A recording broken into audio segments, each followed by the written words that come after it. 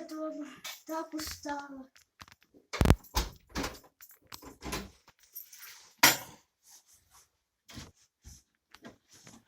Я так устала после елки.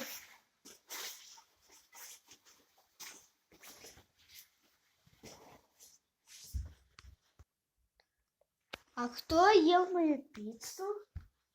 Я вроде ее не доставала. И меня дома не было. А может это ты? А? Кто?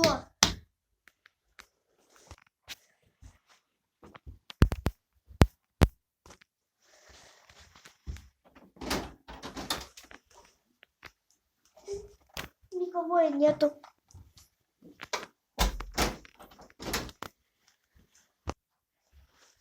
Надо вернуть.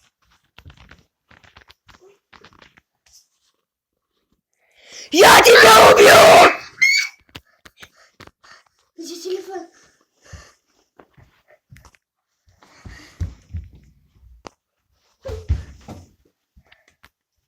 Алло, Ксюша, приезжай скорее, мне угрожает кто-то. Алло, я только после елки пришла, разделась, спать хотела. Как-то не очень хочется. Ну ладно, сейчас приду. Давай, пока. Ладно, хорошо, давай приезжай побыстрее только, давай, пока.